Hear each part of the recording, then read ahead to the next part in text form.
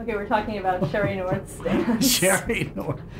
Yeah, Sherry North did this dance, and General Electric sent this back, their corporate headquarters at that time, Schenectady, New York. And the executives back there really wigged out. They were not too thrilled with Miss North's lascivious dance on their Christmas show. They were expecting something a little more high class, I guess. Anyway, and for the life of me, I don't remember whether it ever made the air or not. I don't know. Off camera, you had mentioned something in 1952. Oh, 50, well, I was just saying I had remembered we were talking about remotes. And then I was talking about things that maybe I was less proud of in my career, and one of which was having anything to do with the advertising of cigarettes. But the other one, in 52, we're talking about remotes, which reminded me of the 1952 political campaign, presidential campaign. BBDO was the agency for the Republican Party. And again, we produced stuff, and of course we had General Eisenhower was our candidate. And when he first accepted the nomination, a couple of funny stories, he was in Abilene, Kansas, which was his hometown, to accept the nomination, and he gave this speech to people. And the only thing people remember is the light bouncing off his bald head, and it really looked unattractive. And of course, he then came back, I think, to Philadelphia to do a speech, and then all the powers that be, and we were discussing this speech in Abilene, and somebody says, "Look, we got to get makeup on this guy. He just looks awful without makeup." Well, makeup at that time, television was pancake, about 3 pounds worth of stuff, and he had this, bald head, and somebody had to get him to do this. Well, that guy happened to be named Hugh Rogers, who was my boss and head of television production for BBDO. So Hugh went to the general, and he says, "General, we've been critiquing the speech and what you might say and the talking points and blah, blah, blah." He went on with stuff. And he said, and we think you need makeup. Well, Eisenhower erupted. "Makeup, that's for fairies." And he had real barracks room language. And he carried on about he wasn't going to do makeup at all.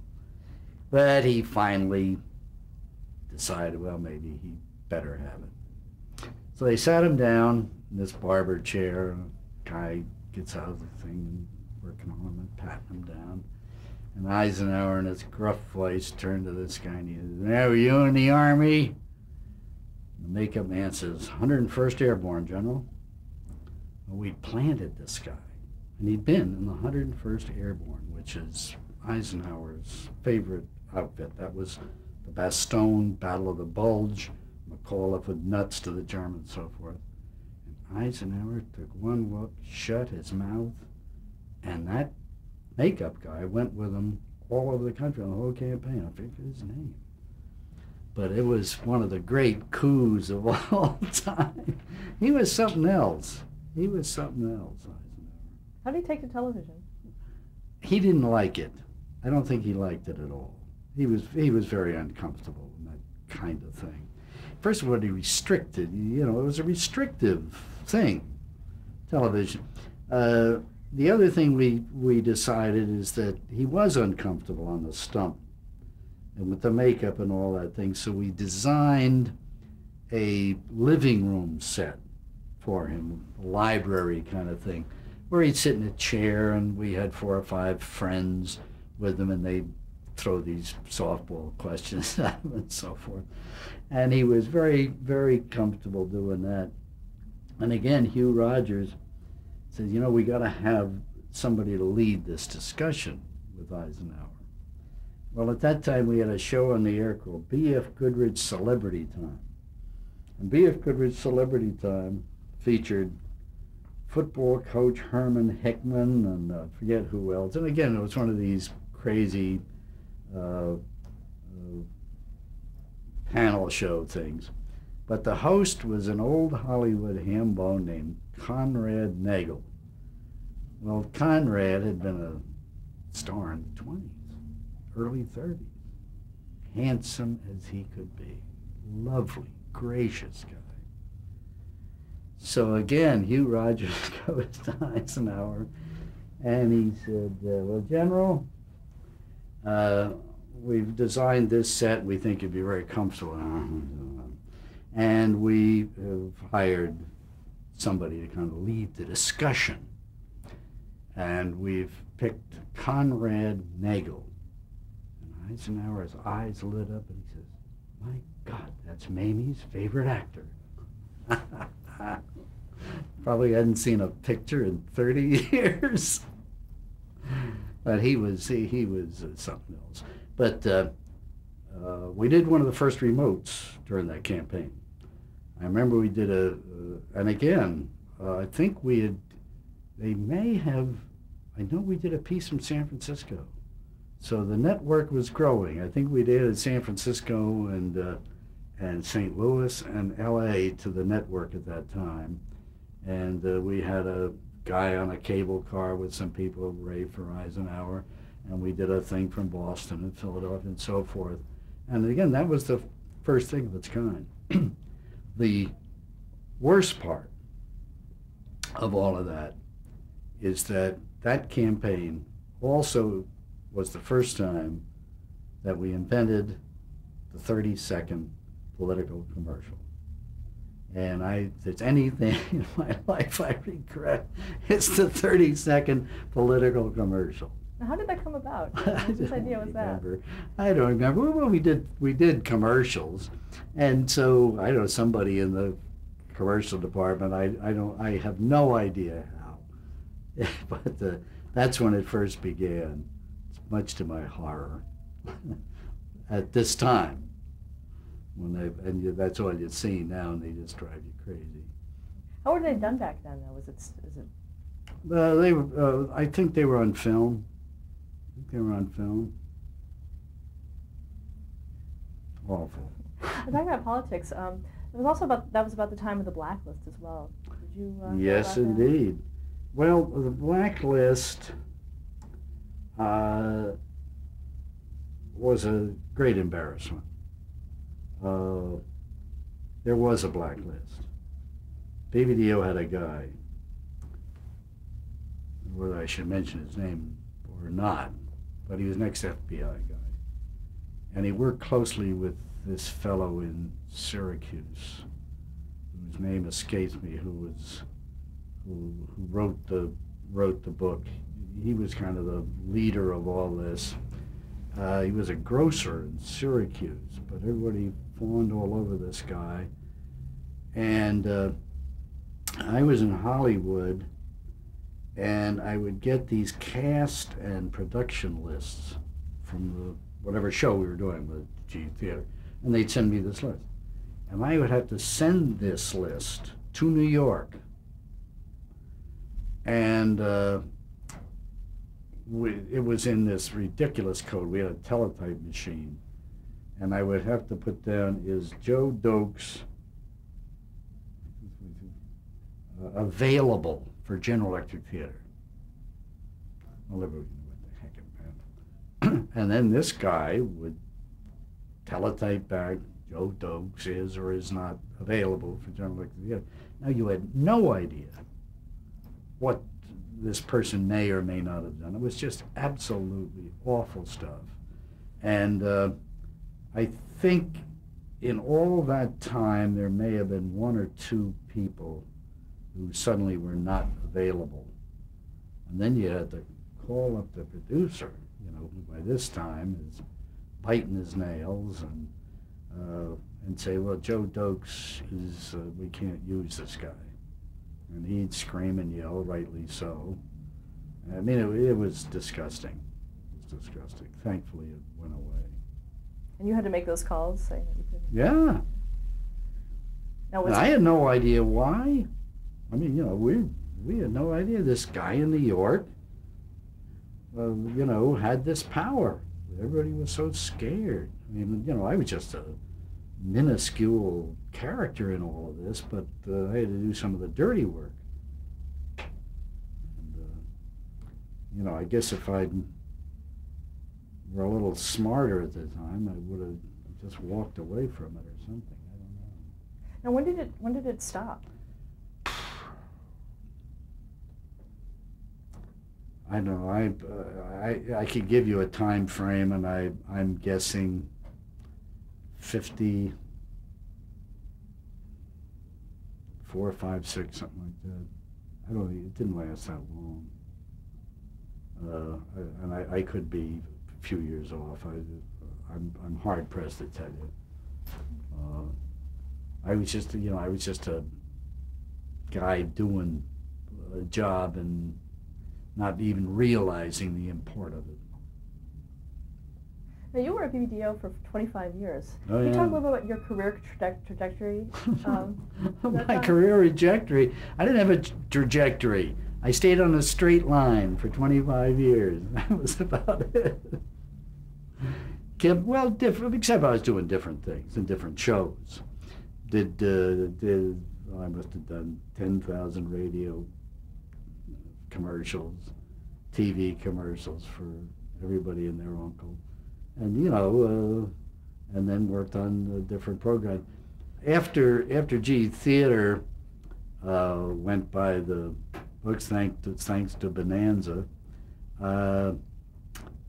we bought a show called G.E. True, based on true magazine stories. That produced and directed and starred in by Jack Webb, and there was a character. Wonderful. I loved Jack Webb. He was just a terrific guy. A lot of people thought he was too tough for anything, but he put everything up on the screen. And honest as the day is long, I'm very fond of Jack Webb. Unfortunately, the show only lasted a year. And but then we went on. I went on and did a lot of specials for Armstrong, DuPont, General Electric, did all the Cousteau specials, Jacques Cousteau. Did you work directly with him? Not really. I met him, but he was always gone. And then his film would come back and somebody else would edit it. But there was we had a long relationship with David Wolper, and did a lot of shows with him. And then we did shows at Metro, and did Armstrong. We did a series of musicals with Robert Goulet, and then I worked on the Danny Kaye show. We had him on the air for Armstrong.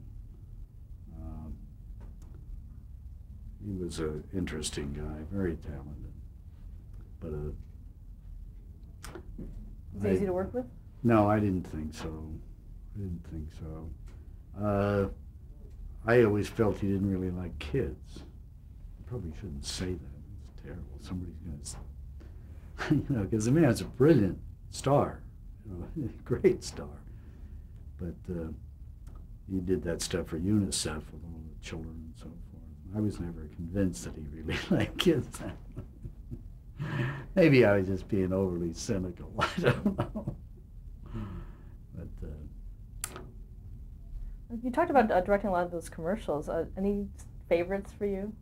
Well, it's a funny thing, but maybe it's because of my age, but I love radio. I loved radio commercials. Not necessarily just some guy yakking and doing a pitch, but we did some radio commercials, that were little gems. We worked with Stan Freberg, for example. Those are always wonderful. We did radio and TV with Stan. All those Chung King commercials were BBDO, and I was involved with those. How was he to work with? Oh, he's great. If he were only on time.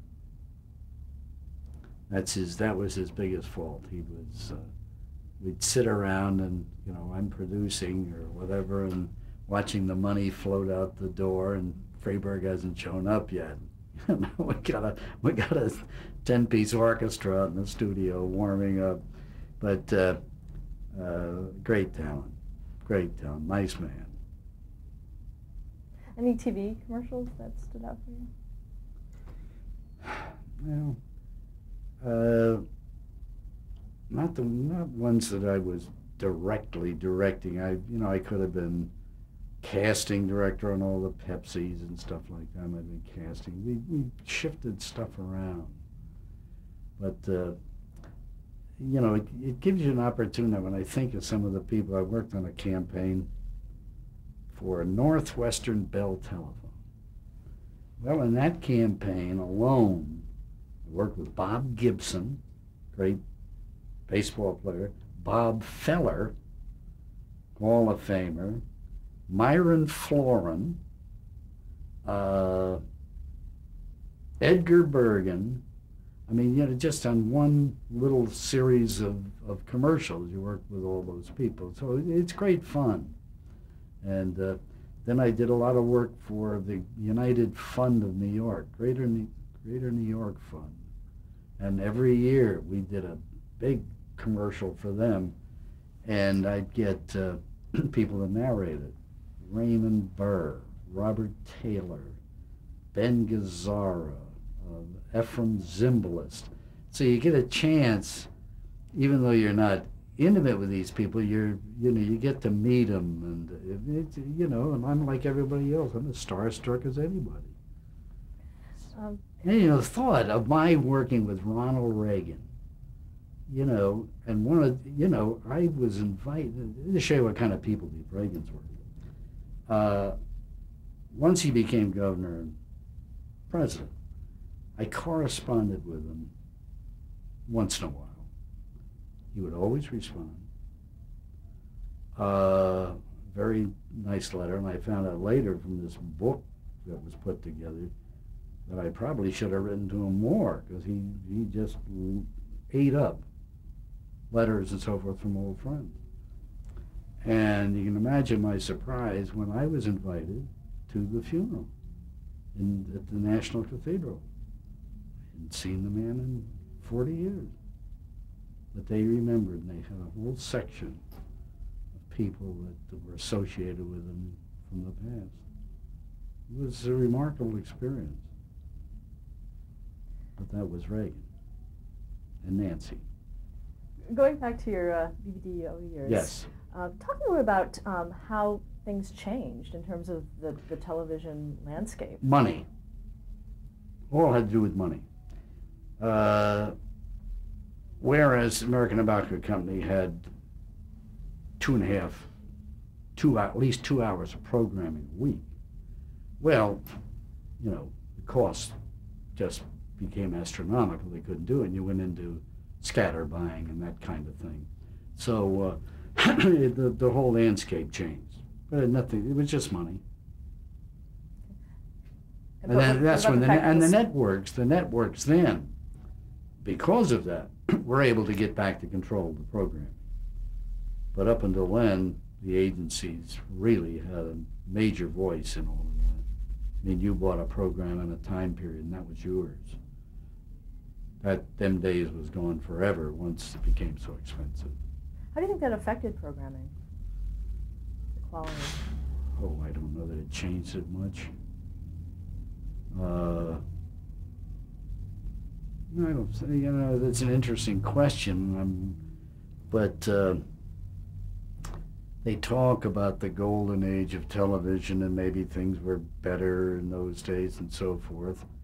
But I'm not sure that's true, because it's so different. I mean, nobody can do HBO or somebody hour dramas and so forth, and they're all scattered. But it's such a different world. I'm not sure you can make a decent comparison. How did you come to leave the agency? How come I have to leave the agency? I left the agency. I was transferred back to New York. And as business manager of the television production. And I was also doing celebrity casting. I mean, I got Rex Harrison for Dodge and a whole bunch of stuff. But I was not happy. It wasn't really what I wanted to do. And after about 4 or 5 years, my old boss from BBDO, guy who'd been back on Hit Parade, he was now the head honcho for standards at NBC. His name was Herminio Travieses. I think he was also instrumental in forming the Academy. He had something to do with it. Anyway, he called me up at NBC. He was at NBC in New York. And he says, we have an opening over here in our department. And he knew I was unhappy.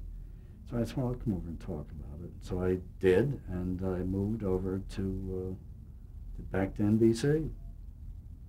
And there I was, assigned to Saturday Night Live in the same studio that I'd done the Montgomery show in 40 years before.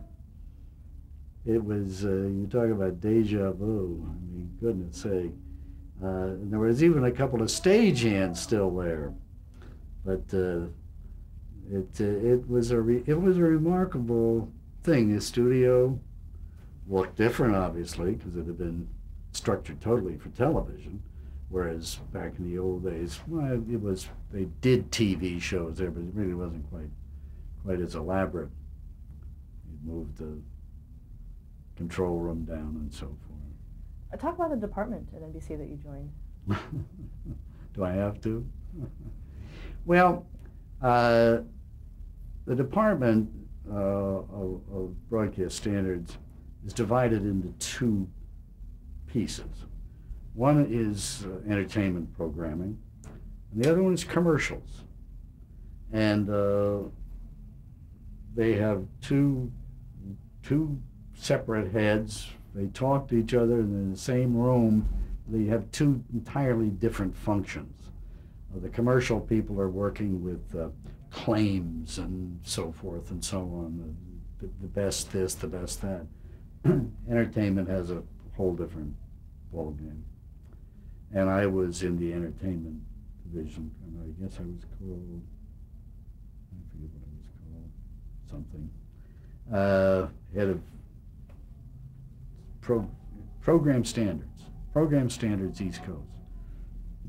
You know, theoretically, I had under me Saturday Night Live. We got Letterman eventually, but we had Tom Snyder at that time. We had soap operas. We were responsible for editing feature films.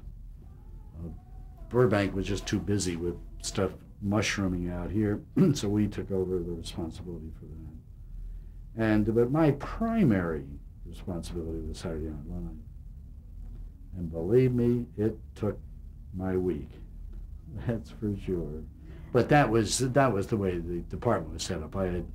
We had the, not all at the same time, but we had the Cosby Show, for example.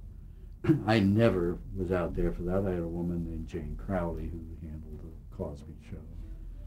And so we had a small staff. There were just 3 or 4 of us who did all of the Now, when you programs. When you first arrived there, how did you know what to do? I mean, this is a new field for you. Who said I did?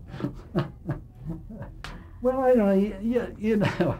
There is a manual, and you read the manual, and it's all very general stuff, stereotyping and language and so forth. So, but I went around with, my predecessor was a guy named Jay Otley, and he was working on Saturday Night Live, and boy, was he glad to get rid of it. He wanted no part of it.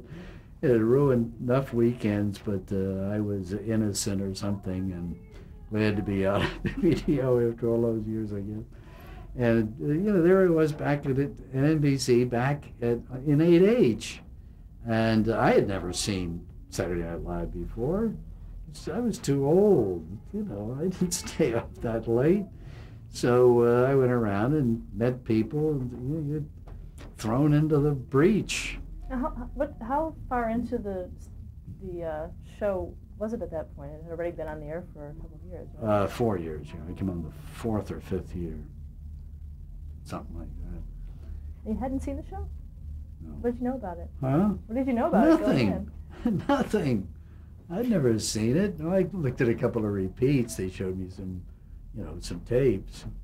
What did you think of it? Huh? What did you think of it? Well, I just thought it was nutty and kind of funny.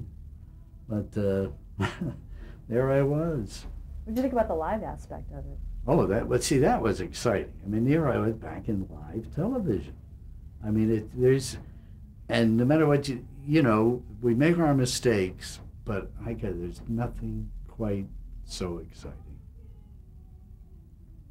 as when that clock hit 11:30 and I started to pray that everybody paid attention and behaved and stuff. And there's just something about it. It's just a magic about it. And of course, having come from it was even better for me. I just really loved it. Because it was a late night show, was there any relaxing of standards? Oh yeah. Oh yeah. I mean, time period is one of the considerations you make. Whether we used to have a thing about after 9 o'clock, after 10 o'clock, we would put those restrictions on there. I mean, when Friends went on at 8 o'clock, because I wasn't around then, I mean, I couldn't believe it. I mean, we would never, back in the days I first began, we would never have allowed Friends on at 8 o'clock. What were some of those early directives that you had? Early directors? Directives that you had in '79 regarding... Well, they weren't necessarily directives. They were a code. We called it a code.